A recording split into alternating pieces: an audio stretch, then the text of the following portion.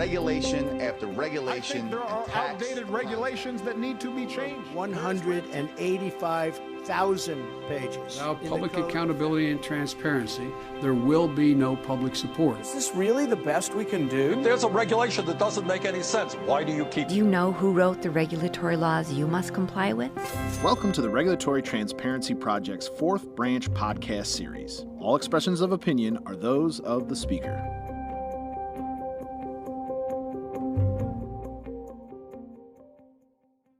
On April 14, 2021, the Federalist Society's Regulatory Transparency Project and practice groups hosted a webinar on third-party payments and government litigation settlements. The following is the recording from that event. We hope you enjoy. Hello and welcome to today's Regulatory Transparency Project webinar. I'm Nate Kazmarek, Vice President and Director of RTP. As always, please note that all views and opinions on the program are those of our guests. In February, RTP's Enforcement and Coercion Working Group released a new white paper titled Improper Third-Party Payments in U.S. Government Litigation Settlements. If you haven't read the paper, I invite you to do so in the notices for today's event and on our website. It's certainly a timely and important topic, and we are looking forward to a great discussion with our experts this afternoon. To help us navigate the conversation, we are pleased to have a great moderator in Annie Donaldson-Talley. Annie is a partner at Luther Strange and Associates. She previously served at the White House as Deputy Assistant to the President and Deputy Counsel to the President, advising on important matters from regulatory reform to executive nominations. Prior to her government service, she has counseled a wide range of clients with Jones Day and Patton Boggs. If you'd like to learn more about Annie's accomplished background and the full bios of all our guests today, you can visit our website, regproject.org. That's regproject.org. In a moment, I'll turn it over to Annie. Once our panel has completed their discussion, we'll go to audience Q&A, so please think of the questions you'd like to ask them. Audience questions can be submitted via the Zoom chat function at the bottom at any time during the program, and Annie will do her best to get them answered by our experts within the hour. With that, Annie, John, Justin, and Ryan, thank you all very much for being with us today. Annie, the floor is yours. Thank you, Nate. Thank you for that kind introduction, and thank you all out there, even though we can't see you, for joining us today for this virtual panel. Since Nate has set the stage already and you've all found your way to this webinar yourselves, rather than spending more time introducing the topic, I'm going to dive right in and introduce our panelists today so we can spend more time having a robust conversation about this important topic. First, we have in store for you John Hsu, who is an attorney and legal commentator, as well as an alum of both Bush administrations. He's also one of the co-authors of the paper Improper Third-Party Payments in U.S. Government Litigation Settlements, which was released in February, which Nate spoke about. Next, Justin Savage is global co-leader of Sidley Austin's Environmental Practice Group, where he represents executives, companies, and boards in civil and criminal environmental enforcement matters. He will be sharing his perspective from working with industry clients and from his service for nearly a decade in the environmental enforcement section of the United States Department of Justice. Finally, joining us today is Ryan Newman, who has spent his most recent years in his career serving in various senior positions in the federal government, including as counselor to the Attorney General, the Deputy General Counsel for the Department of Defense, and acting Assistant Attorney General for the Office of Legal Policy, where most relevantly for our purposes here on this panel, he helped develop Attorney General Sessions' policy restricting third-party payments and settlements with the government. He also served as chief counsel to Senator Ted Cruz on the Senate Judiciary Committee. I've introduced our panelists in the order that they're planning to speak this morning. So gentlemen, I'm going to go ahead and turn it over to you for opening remarks. Hello, everybody. Thank you very much. Thanks to the Regulatory Transparency Project and, of course, my colleague Annie for moderating. She and I were co-authors on this paper about third-party settlements. And although it may sound like your standard dry and academically boring issue that people like me regularly lecture, it actually is a very important issue. And I'll tell you why. The Obama administration was very aggressive in using its authority in the DOJ, the EPA, HUD, Department of the Interior, to force companies with whom the government was settling to pay monies, not to the Treasury in settling, but to specific third-party groups. These are groups that are not part of the government. They're often special interest groups, often nonprofits. And oftentimes they would give these companies who probably did some kind of wrongdoing, for example, the big banks in the 2008-2009 financial crisis, they would give them credits. So for example, they would say, okay, well, instead of $100 million in fines, we'll give you 50. This is just an example. We'll only fine you 50, but if you dole out 10 million to these following groups, which you can then write off as a charitable donation because they're nonprofits, then we'll give you credit for that. If that sounds a little shady, that's because it is. And Congressman Goodlatte, who is now retired, certainly examined this issue in the House. Unfortunately, Congressman Goodlatte didn't seem to specifically pass on this issue to any one of his younger House members, but we'll have to see if that happens. If it seems to you, our illustrious audience, that it's okay, because this is all in the name of righting wrongs and social justice, protecting the environment, helping the communities. I want you to imagine if an administration, I don't know, let's say the Trump administration, found somebody had did something wrong, let's say big tech for, I don't know, Title VII and sexual harassment violations, and forced them, okay, because there are several instances of the bro culture in Silicon Valley here in California. And let's say that they say, okay, well, instead of paying 100 million in fines, we'd like you to pay 50 million in fines, but we'd like for you to donate 10 million to the NRA and 10 million to Catholic Charities for Life. I think probably if you were on the Biden and Obama side of the fence, you probably wouldn't agree with that. And certainly I would agree with you that it's wrong to do that, not just because of an abuse of executive power. You know, the Congress is the one that's supposed to assign where the monies are supposed to go.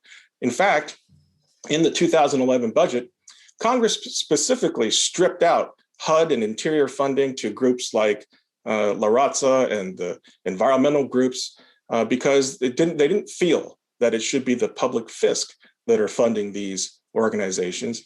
And so when the Obama administration did an end run around that, forcing the big banks like JP Morgan Chase and Bank of America to fund these groups on the side, well, that really brings up an appropriations issue, a spending issue.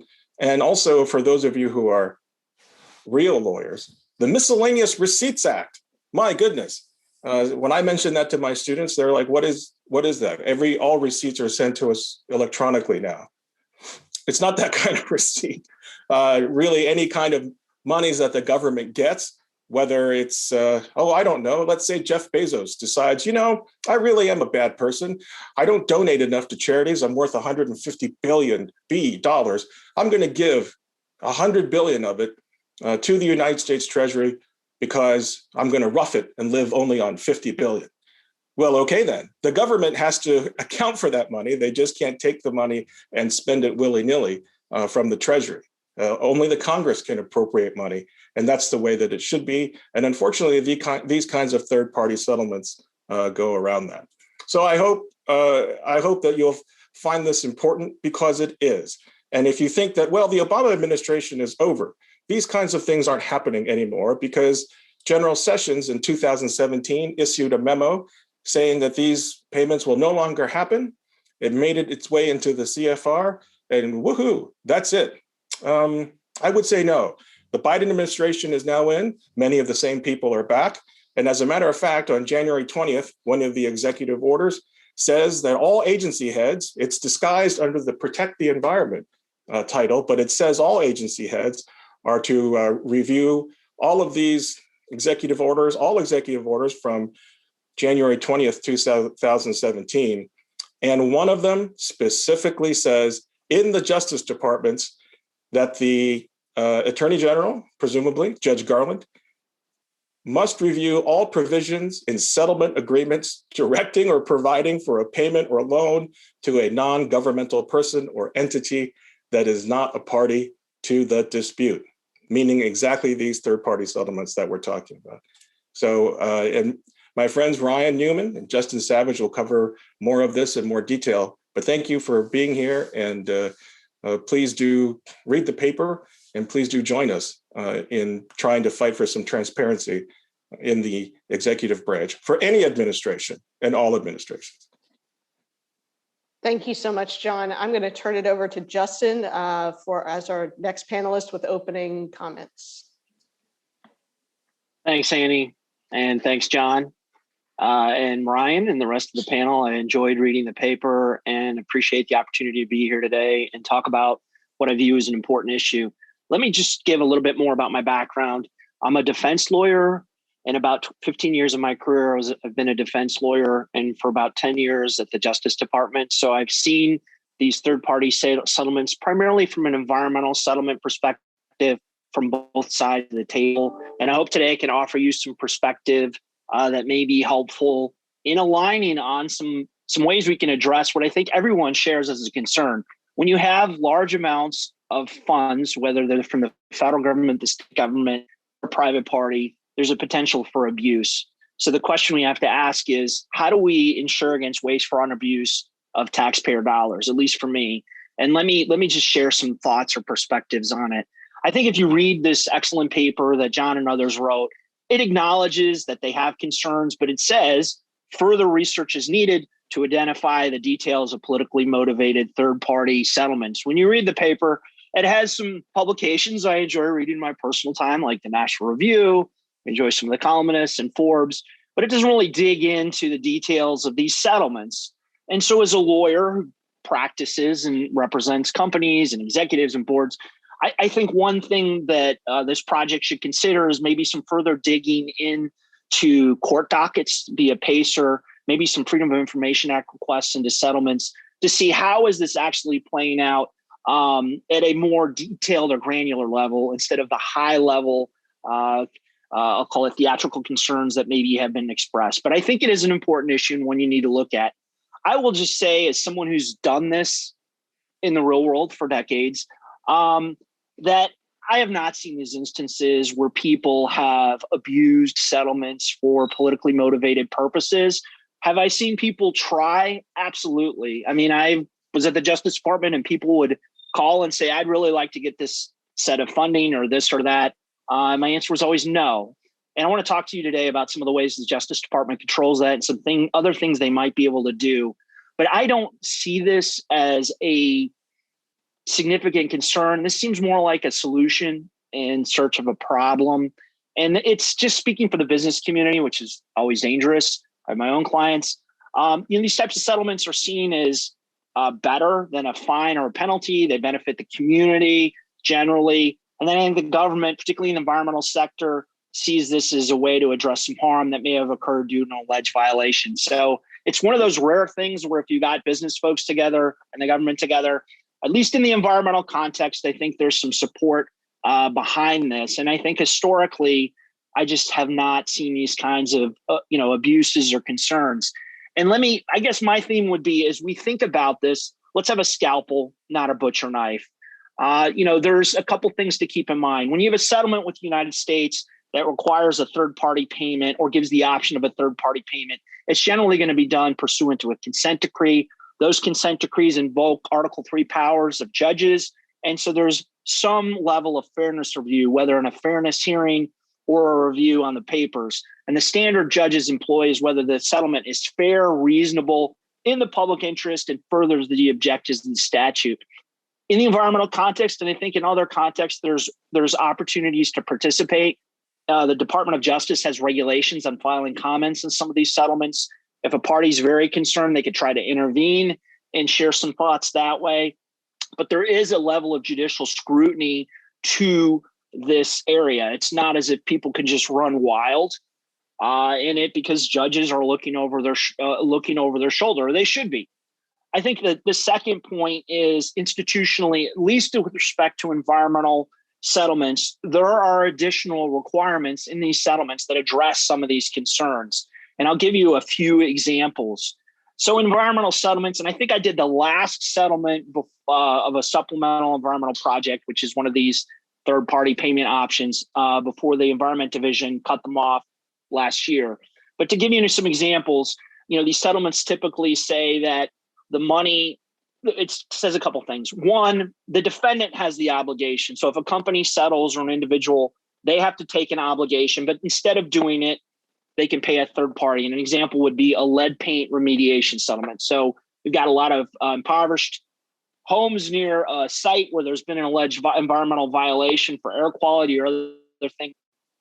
The defendant can do the work or they can give it to a third party. But if it goes to a third party, there are limits on what are the eligible costs. What can the money be spent on? There's a limit on overhead. There's also limits on who can get the money. They have to be qualified, and then there's a reporting out of it. So, look, I think it's a nice soundbite to say, oh, there's these slush funds and groups are getting it. Certainly not my experience, but from my experience, I think it's a good idea to have settlement structured so that the money is legitimately spent on whatever the project goal is and not lining some politico's pockets or somebody who's connected, and then it actually goes toward the community or whatever harm you're trying to address. In terms of the legal issue, just to briefly touch on it, this has been litigated in 2 Circuit Court of Appeals and at least 2 district courts with respect to citizen suits under environmental law, which are very similar to government enforcement suits. The money is supposed to be to the Treasury. And those courts have held that the Miscellaneous Receipts Act that John mentioned and these other constitutional concerns about Congress controlling the purse are not implicated because the money does not come into the government's hands. It's instead going from one private party into another private party. I commend everybody to take a look at a 2006 OLC opinion, Office of Legal Counsel opinion at DOJ. They're the attorney for all of the United States and have very smart people who work there. And this is a 2006 opinion from the second Bush administration, the soft lumber settlement. And it basically says that there are not constitutional or statutory concerns as long as the money does not reach the government's hands and it doesn't direct where the money is spent. And that's something that's very important. As I mentioned, in the environmental context, yes, there can be third parties who get money to perform settlements, but EPA doesn't control, or other agencies don't control, who gets the money. The company does that. The only control is that the money is actually spent on what it's supposed to be spent on, the projects, instead of just lining some connected person's pocket. So those are really my thoughts. I'm happy to engage. And I think we all agree that when you have expenditures, particularly federal expenditures, there need to be controls on it. And I'm happy to share my perspective. Back to you, Annie. Thanks so much, Justin. Ryan, I'm going to turn it on over to you, especially for the perspective of the last 4 years and from your experience on the Hill as well.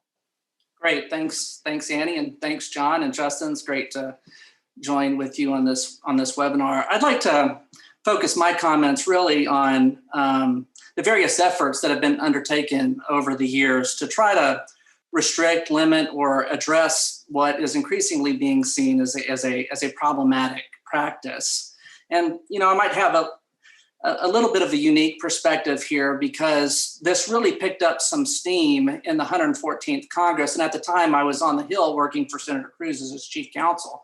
Now this has been an issue actually going back to the Reagan years, but it really gained traction in the Obama administration because the administration's very aggressive use of this practice. And it certainly caught the attention of a lot of folks on the Hill, including then chairman of the House Judiciary Committee, Bob Goodlatte, who really took the lead on the House, and Senator Lankford took the lead in the Senate. And they both introduced companion legislation in the 114th Congress in 2016, the Stop Settlement Slush Funds Act, to address this problem. You can already get a sense that this is taking on a bit of a partisan flavor because the Senate bill had about 6 co-sponsors. Senator Cruz was one of them, so I'll just put that out there.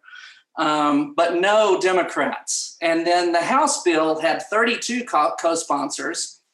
Remarkably, there was one Democratic co-sponsor, Colin Peterson of Minnesota, but everybody else was Republican. The bills would have prohibited federal agencies from enforcing any settlement that directed, and I'll just quote the language, a payment to any person or entity other than the United States, other than a payment that provides restitution for or otherwise directly remedies actual harm, including to the environment, directly and proximately caused by the party making the payment, or constitutes payment for services rendered in connection with the case. Now, this prohibition only applied to civil actions. It didn't apply to criminal actions. And it required the agencies to report on their settlement agreements that included payments to third parties, and required the IGs to conduct audits and to report any violations of the bill. Now, the bill actually passed the House in 2016. It was reintroduced in 2017 and passed the House again that year. But, I'm sure no one here is surprised, it went nowhere in the Senate. And then, of course, remarkably and unexpectedly, President Trump was elected president. I actually came from the Hill over to the administration, took over the Office of Legal Policy for the first 8 months.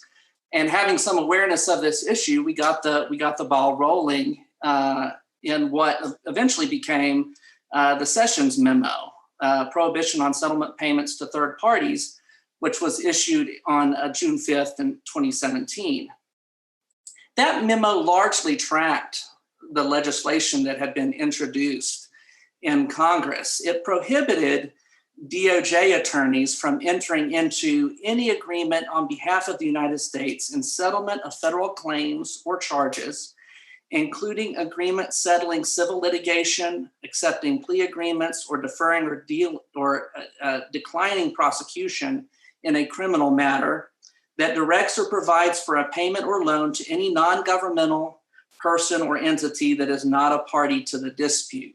Now, one important distinction is that it went beyond just civil actions and included criminal actions as well, but it was also limited to the extent that it only applied to DOJ. It didn't apply to EPA or other agencies, except insofar as DOJ was representing them in a particular matter.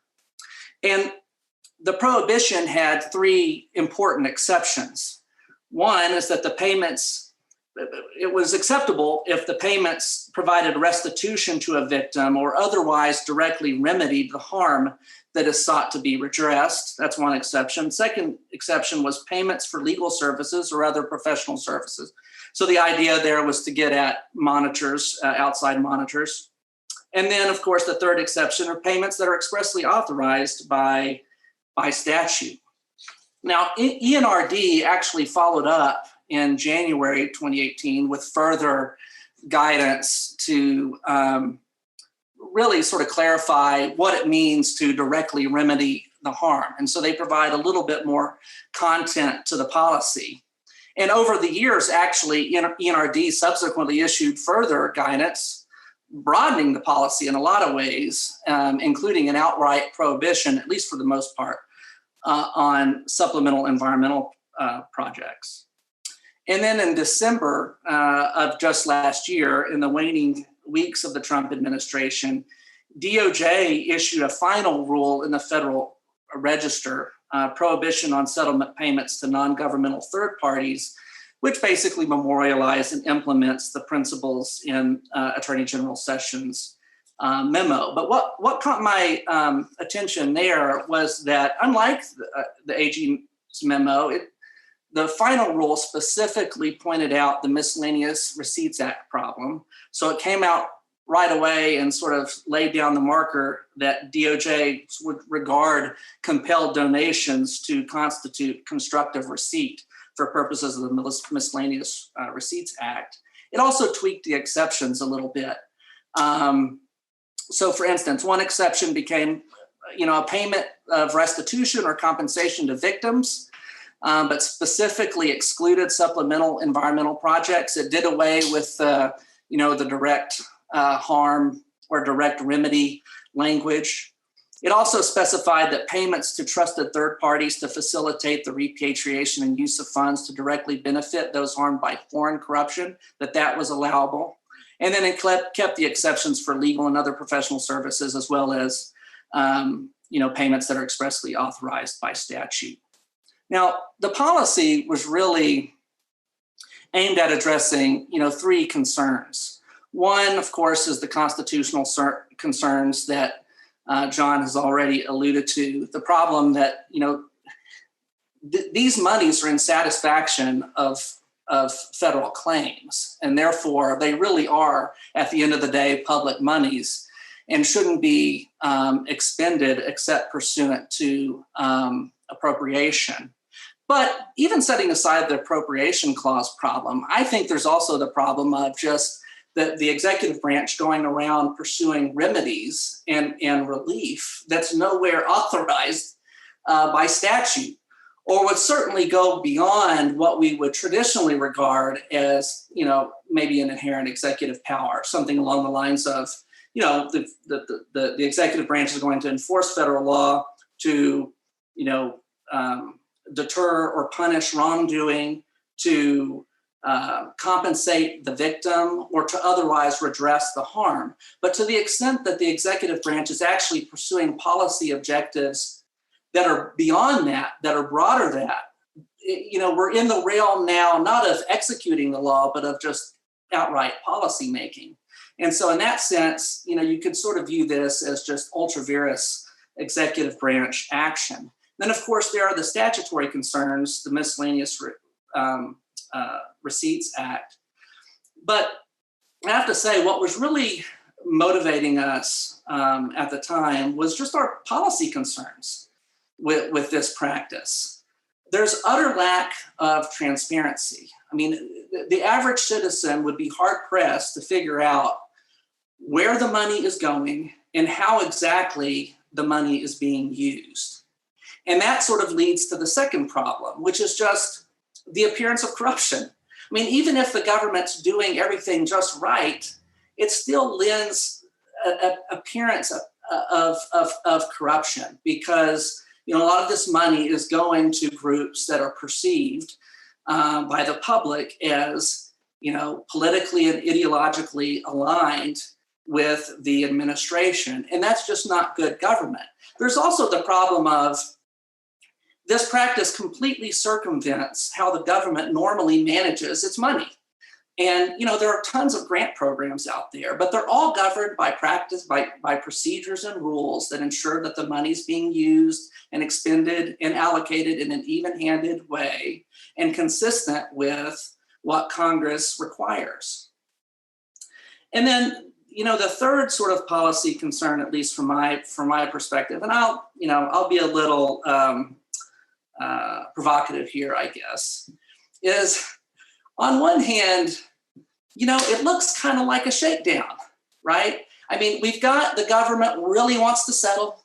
It doesn't want to turn the screws too hard on the regulated entity for fear that, it might actually go to a trial or something, which the government might not be too interested in. So it really offers something that, is kind of a sweetheart deal that no company in its right mind would ever turn down. Hey, go pay, these outside third parties. You'll get some great PR, right? You might even pay less than you would otherwise pay if we were just going to fine you.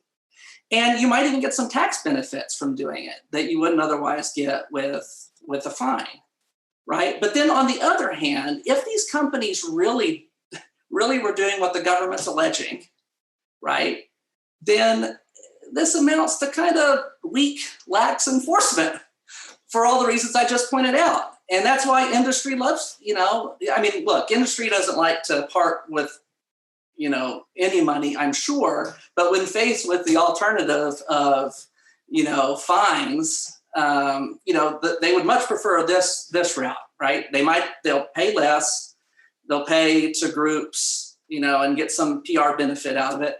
And they might even get, some tax benefits as well. So just on the whole, this just seems like a really bad way of doing business, and certainly seems out of alignment with, basic constitutional principles as well.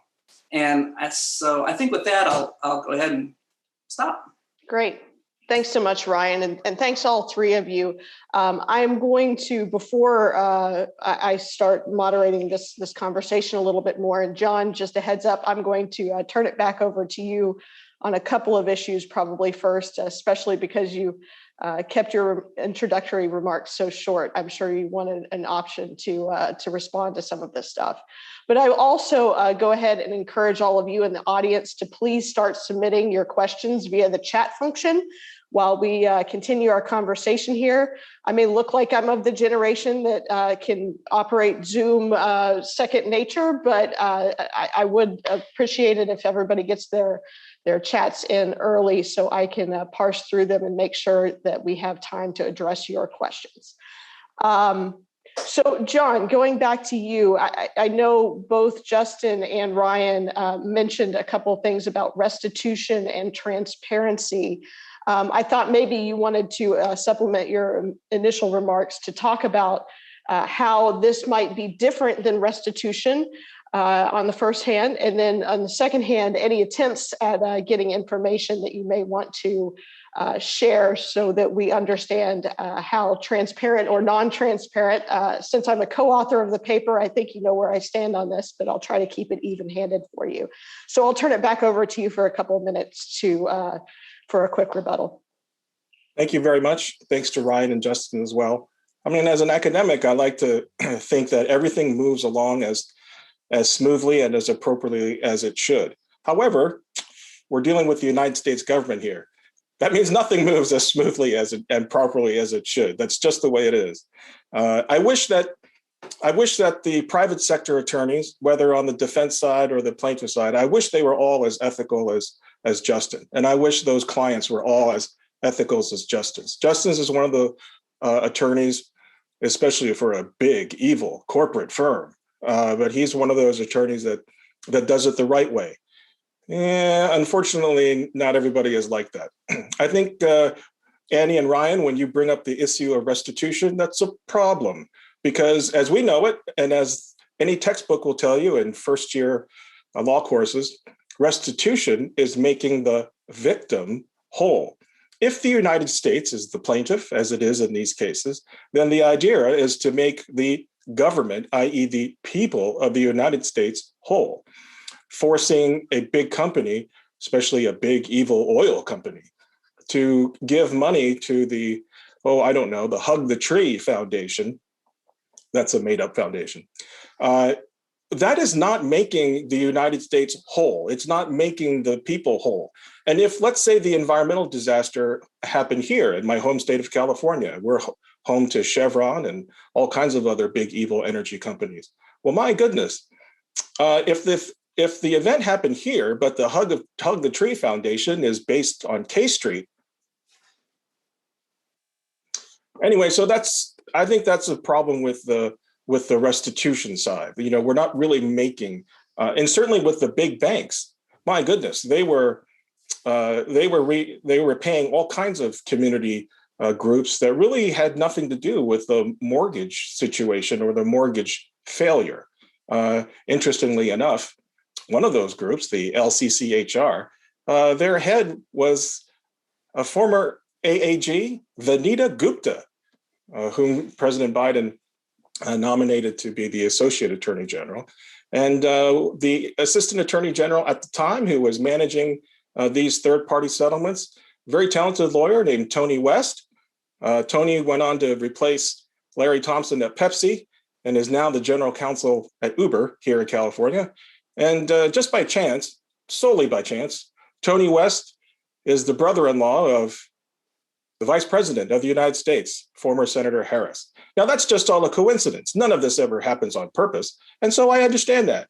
And I also get Justin's point that what we know from Congressman Goodlatte and what we can prove are two different things. But hopefully we'll have a chance to do that. But the reason no one's ever to prove it is because no one can monitor where the money went. That's a problem. And so, and besides, if these big evil corporate clients are really okay with third-party settlements. Let's see what happens when someday an administration says, okay, for all the problems that you've done, we're going to reduce your fines. We're going to give you a $2 to $1 credit.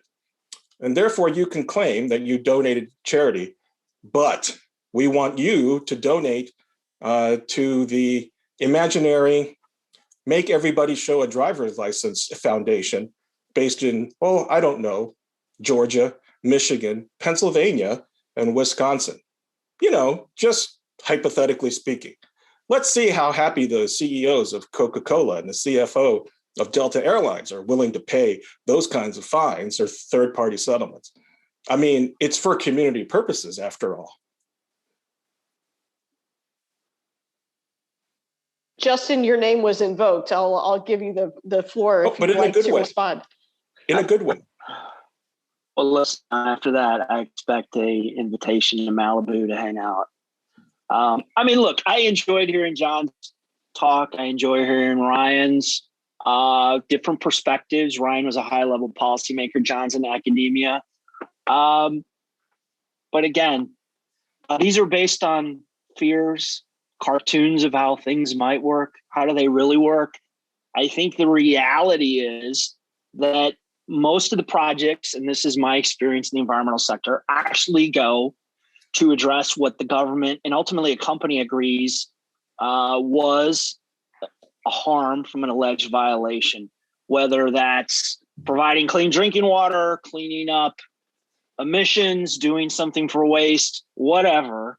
I enjoy listening to all this. It sounds good rhetorically, but I think the reality is there are ways you can draft these settlements to guard against the abuse. And if those safeguards were codified in a regulation or a statute, I'd be fine with it. But you can do things like having a settlement say, here are the eligible costs. You have to report out on what you're spending, and it has to actually go toward whatever project is selected or monies are selected in the settlement instead of just wasted. So there's ways to do that. It's not a shakedown. It's not corruption. You're making this sound much more exciting than it actually is. And in most cases, I think companies are not interested in this because they're shooken down or their arms are twisted. They see there is a benefit to the communities where they operate, where these projects are done, and it assists things. And so, and I get it from your perspective. I do this day in and day out. It's obvious to me, but if you're not in this practice, it may not be. I would just commend to you. Most of these settlements have reporting obligations. Reports have to be filed with the Justice Department or the agencies. Ask for copies. Take a look at them. It's a form of accounting. If you're interested in a court case, there's generally an opportunity to comment or get involved. God bless you. That's America. And, most judges, like the good book says, love settlements. Blessed are the peacemakers. But I completely agree that we don't want corruption, shakedowns, backhanded deals. I don't want to do a settlement that just gives some politically connected group money because of who they know. I think that's completely wrong.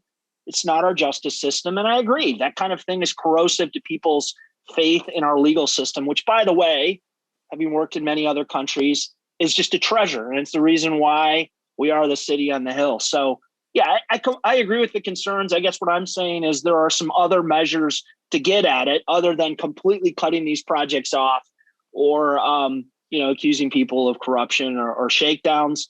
But it does make my day job seem much more interesting than it actually is. Back to you, Annie. Great. Justin, just a quick follow-up. I think one of the things that the paper identifies and is underlying some of the concerns, both of Ryan and John, although I won't speak for them, is the transparency issue. And the question is, knowing that DOJ has a little bit of a reputation for not responding to oversight for some of these specifics, and also knowing that FOIA, there are some serious limitations of what you can get from FOIA.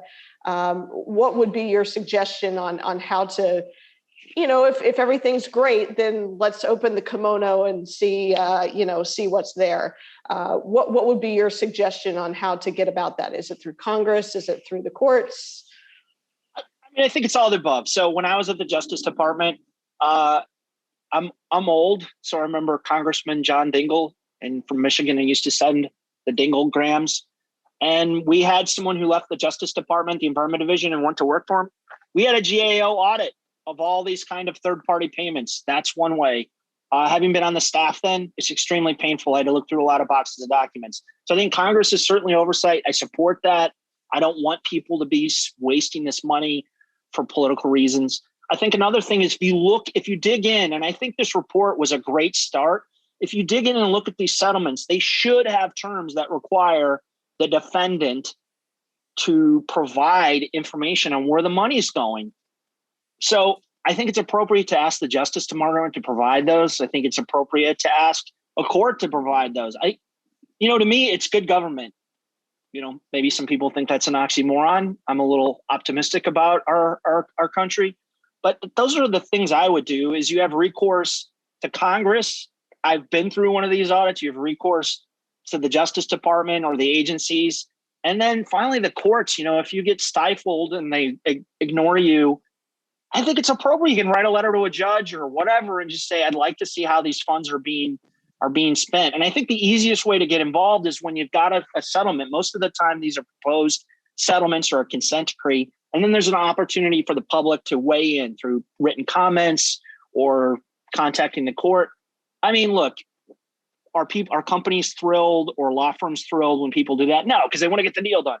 But as a citizen, speaking in my personal capacity, I think it's a good thing that there's transparency. And I certainly wouldn't want to be personally involved in a deal that had a slush fund. I just think it's antithetical to everything I believe in.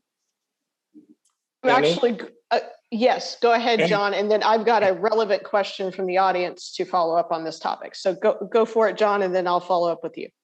Just very quickly on the issue of transparency. Congressman Goodlatte, who at the time was the chairman of his committee, Congressman Goodlatte found about transparency the hard way when he specifically requested records and documents from the Holder DOJ about these third-party payments. Some would very meanly call them slush fund payments, but I would never do that. And General Holder and AAG West and others told him to go pound sand because they gave him exactly nothing. Not even those famous documents where every other line is redacted and the only thing you see is the word maybe. So that's a problem. With respect to transparency also, as a former securities lawyer, I wonder if these public companies ever put down in their public documents, their 10Ks or whatnot, exactly where these monies are going. In other words, we're paying the Hug the Tree Foundation, or we're paying the Voting Rights Need Driver's Licenses Foundation. I've never seen that in the 10K. And I wonder if somebody asked a big corporation, hey, where exactly to whom and how these monies are being paid? Why is it that only the DOJ has to release the information? I should think that a public corporation, if they're doling out money because of a voluntary third-party settlement, I would think that they should release that information as well. And my apologies to our audience member who was going to ask a question. Sorry about that. No, I'll go Let ahead. me just Annie, just briefly. The settlements I've worked on, most all, require the defendant, when there's a third-party expenditure, to periodically report on the performance of that third party. I think that's a good thing. So, I mean, to me, that's the way. If you're going to design a study to see if there's been issues, I would gather those reports. And if someone wants to ask the company directly, that's their business. But there should be a reporting. I think there should be transparency. Great. Ryan? Well, I was just going to say, I'm glad that Justin is on board with the Stop Settlement Slush Funds Act. That makes me feel good. The problem is, though, nobody on the other side of the aisle, nobody on the Democratic side of the aisle is going to be for that. And so I don't know why that is. And it lends credibility to the notion that maybe they're up to no good after all. Maybe it's not enough just to directly harm or directly remedy the harm caused. And they really want to use these monies to pursue larger, broader policy objectives that Congress never signed off on, that Congress never approved, never authorized. And that's what's really going on here.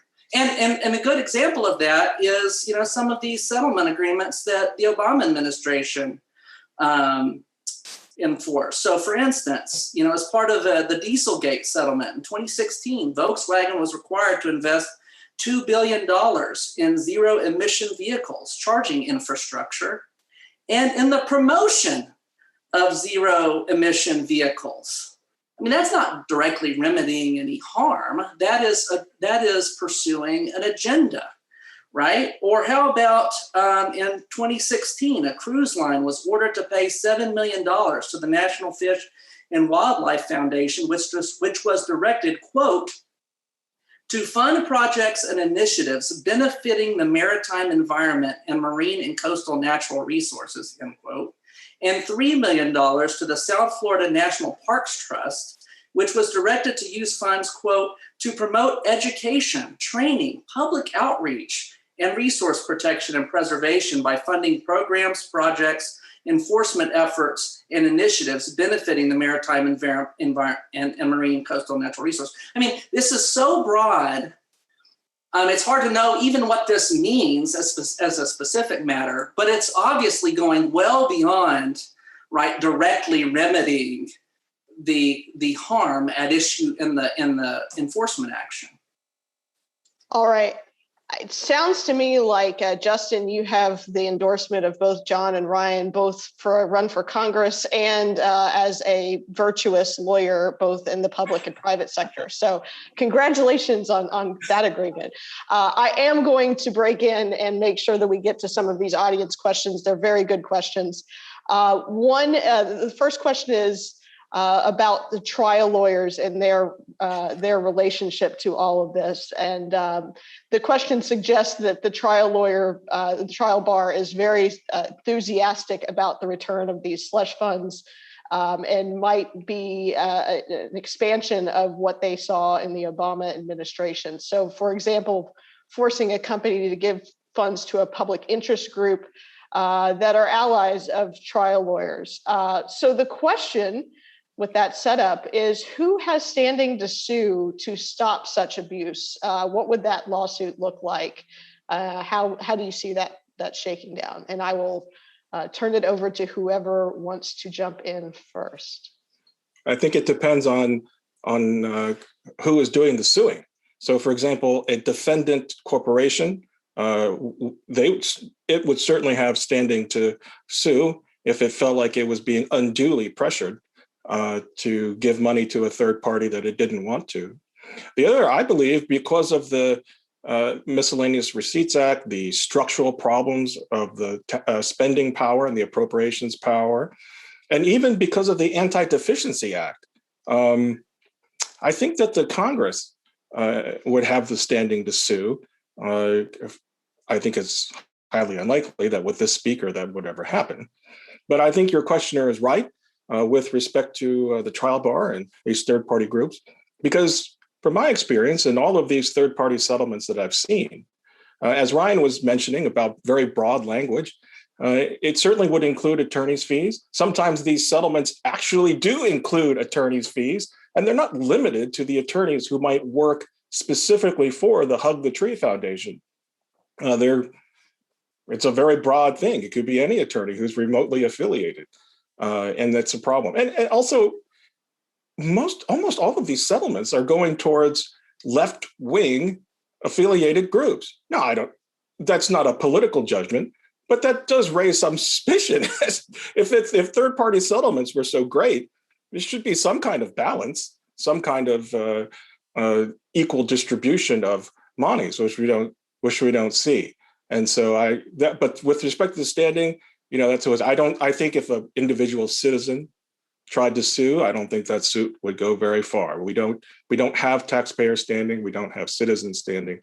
And that's just the way it is. And I don't think it's going to change under this court.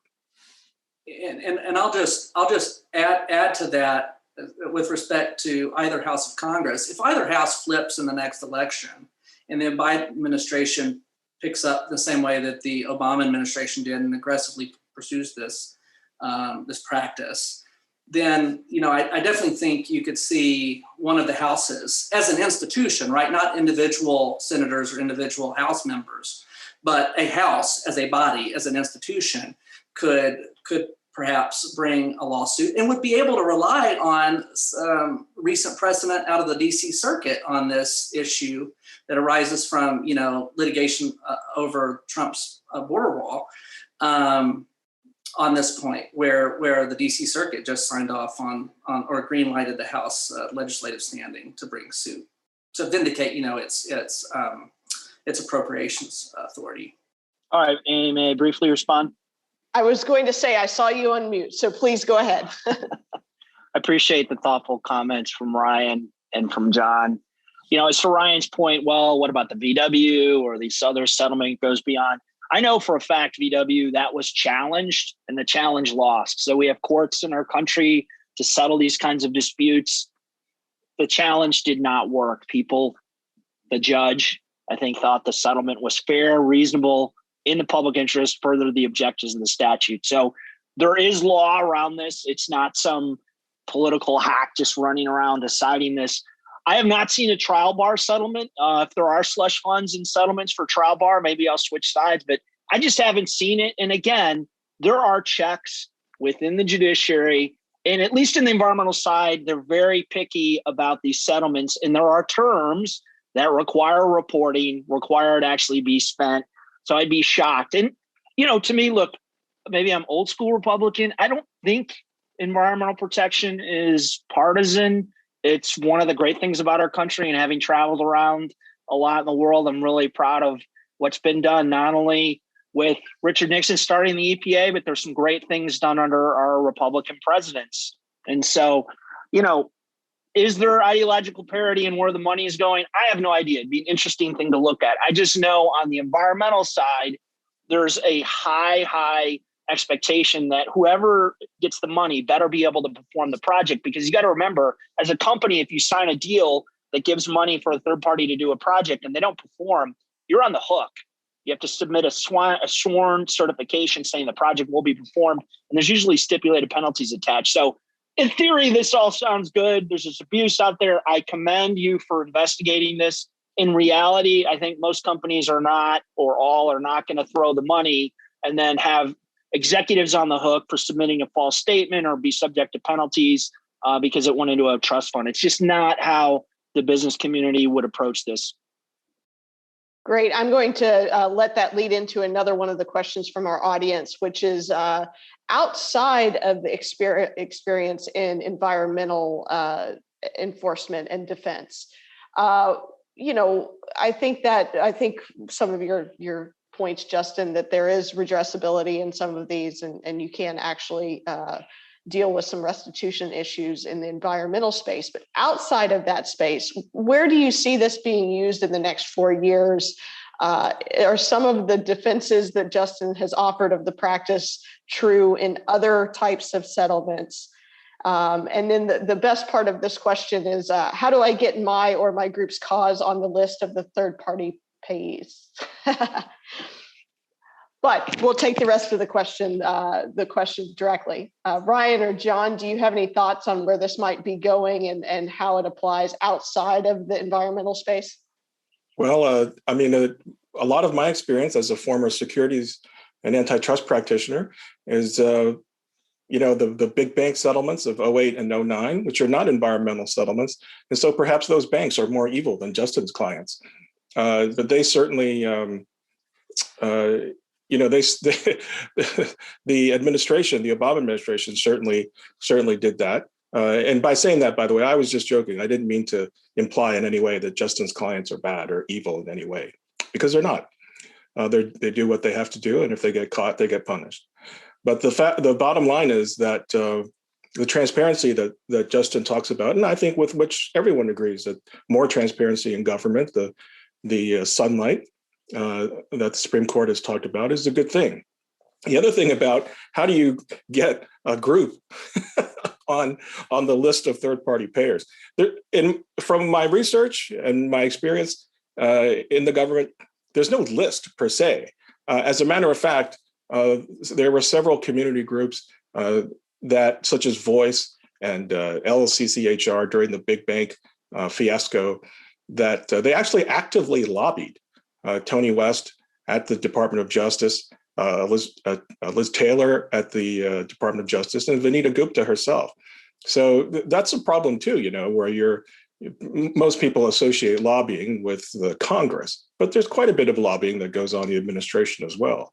But this kind of lobbying, where you're actively lobbying the Justice Department or some other agency to put the squeeze on a private company so that the company then funds your nonprofit and the lawyers that you may hire either internally or externally, to me, that's a problem. And so there's no list. If you want to be on the list, you got to know the right people, and you got to have the good stakes at the palm. That's generally how it works. Not that I'm cynical or anything. Well, gentlemen, we're about 6 minutes from the end of the hour. I will give everyone a round robin, just 30 seconds, if anybody wants to share any parting comments with us before we have to end this webinar. Ryan or Justin, I think, John, that was a fantastic parting comment about the palm. Well, I guess I'll just talk a little politics maybe. In terms of how this thing will play out in the Biden administration. It's interesting because I think that, we're starting to see, sort of on the populist right an effort to sort of go after big business. And so in a strange way, this settlement practice kind of serves both the interests of a democratic administration and corporate America, in the sense that, the administration will be able to, claim that it's, vigorously enforcing these laws against corporate America. And then corporate America will say, thank you very much. We much prefer that it be enforced this way. And we'll take all the benefits from it. And then that will leave, of course, the right just blasting both big business for these sweetheart deals and the Biden administration for the practice that lacks transparency and that offends our constitutional principles.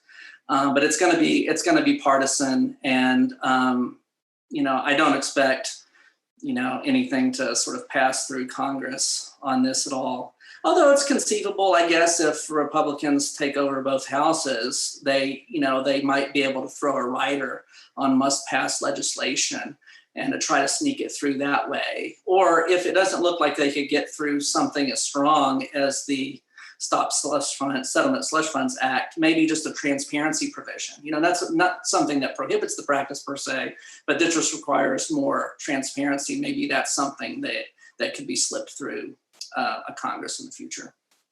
Thank you. Justin, do you have, I've got about 80 seconds. Yes, I appreciate being here. I think from a legal perspective, there's 4 cases out there, GAO opinions, DOJ, OLC.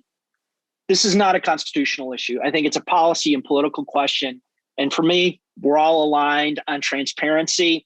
But it's not a slush fund. You don't have to get on a payee list, at least in the environmental space, not speaking of other spaces. You have to be able to perform if you get the money. And I think that's a paradigm that could be applied more broadly across the spectrum. Thank you. Gentlemen, thank you so much. I'm going to turn it back over to Nate briefly before the end of the hour. It's been a pleasure to be with all of you and have this robust conversation on this topic. Yes, absolutely. We're certainly grateful to all of you for your insightful discussion this afternoon. And I have a feeling that we haven't completely settled the issue. So we will be looking to come back to it in the months and years to come. And we certainly look forward to having each of you up here once more and provide your valuable expertise. We also welcome from our audience feedback by email at rtp@regproject.org. Thank you all for joining us and have a great day.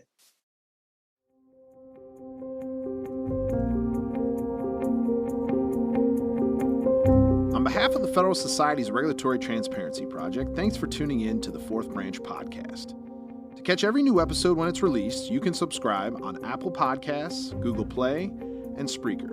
For the latest from RTP, please visit our website at regproject.org. That's regproject.org. This has been a FedSoc audio production.